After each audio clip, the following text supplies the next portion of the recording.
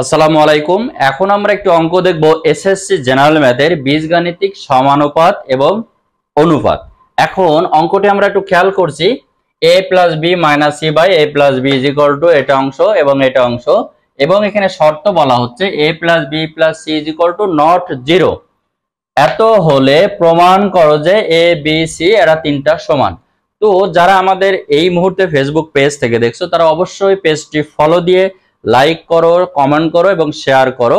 এছাড়া যারা আমাদের ইউটিউব চ্যানেল থেকে দেখছো তারা অবশ্যই চ্যানেলটি সাবস্ক্রাইব করে সবসময় আমাদের সঙ্গে থাকো, তাহলে এই ধরনের যাবতীয় অঙ্ক খুব সহজেই তোমরা পেয়ে যাবে। এখন আমরা একটু খেয়াল করব, অঙ্কটি খুব ইম্পর্টেন্ট। খেয়াল করি, দেওয়া আছে অংশটা থেকে আমরা একটু উঠাবো, যে দেওয়া আছে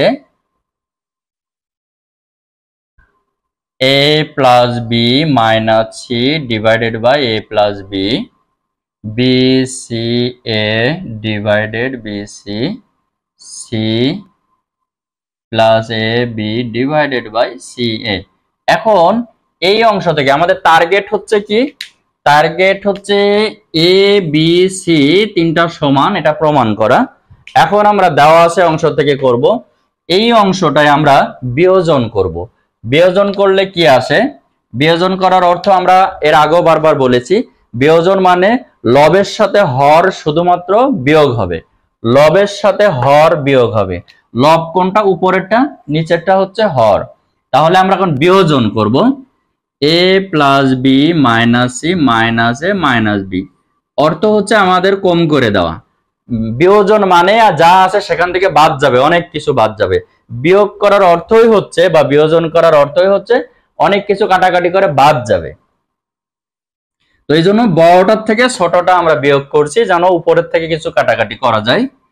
ঠিক একইভাবে b c - a - b - c, b c নিচেই যা আছে সেটা থাকবে, কারণ এখানে আমরা শুধু বিয়োজন করছি, এই জন্য লবের সাথে হর বিয়োগ হচ্ছে।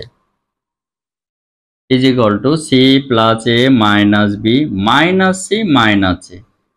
আমরা বারবারই বলছি এখানে কিন্তু আমরা বিয়োজন করছি, বিয়োজন, এই জন্য শুধুমাত্র উপরে বিয়োগ হচ্ছে, অর্থাৎ লবের সাথে হর বিয়োগ। আর কেন করছি? কারণ উপরে অনেক আছে, বি সি তিনটা করে পার্ট আছে, এখন ওইগুলোকে আমরা যত পারা যায় কম করা, আর কম করতে গেলে বিয়োগের কোনো বিকল্প নাই, এই জন্য আমরা বিয়োজন করছি। এখন এইখানে আমরা একটু দেখি, এই যে সব কাটা যাচ্ছে, এইখানে সি এ কাটা যাচ্ছে কিনা, এখানে কাটা যাচ্ছে বি বি, আর সি কাটা যাচ্ছে। এইখানে কি কাটা যায়? এখানে যাচ্ছে হচ্ছে এ আর এ কাটা যাচ্ছে, সি আর সি। এই কাটাকাটির উদ্দেশ্য, অর্থাৎ যত বিয়োজন করার অর্থ আমি বারবার বলি, বিয়োজন কেন করছি? আমরা যোজন করছি না কিন্তু, কারণ যোজন করলে কাটা যাবে না, আর বিয়োজন মানে বাদ চলে যাচ্ছে, বাদ কেটে যাচ্ছে, এই কারণে আমরা কিন্তু বিয়োজন করব। তাহলে অঙ্ক করার চেয়ে বুঝতে হবে বেশি বেশি বেশি। যদি মানে অঙ্ক সবচেয়ে মূল বিষয় হচ্ছে আগে আমার বিষয়গুলো বোঝা লাগবে। আমি শুধু করে গেলাম, মুখস্থ করে গেলাম, নো, এটা হবে না।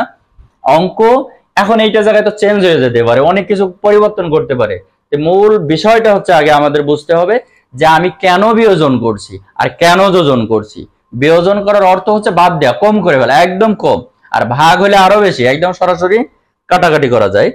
এখন আমরা একটু খেয়াল করব, এখানে যেটা আছে যে -c / a + b, -a / b + c, আবার এখানে আছে -b / c + a।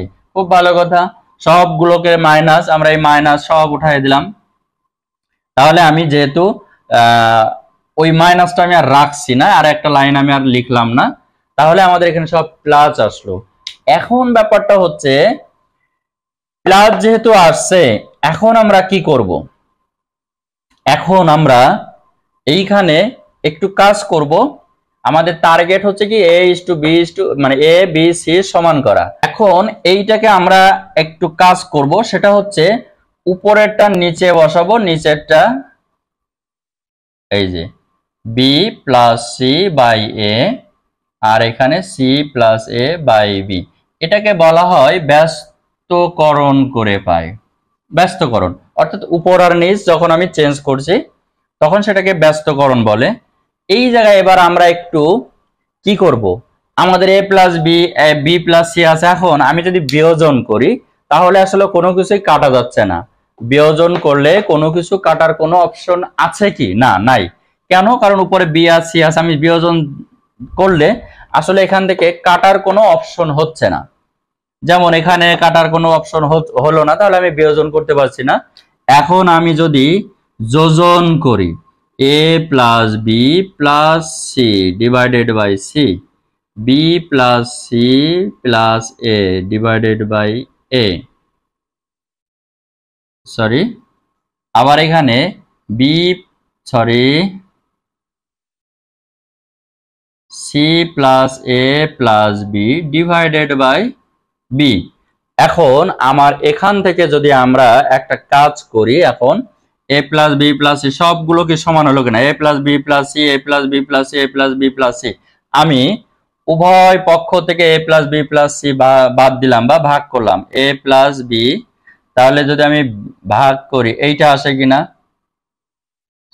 এ, এটা হচ্ছে বি, কারণ আমি এ প্লাস বি প্লাস সি দ্বারা ভাগ করছি, ভাগ করলাম, ভাগ করি।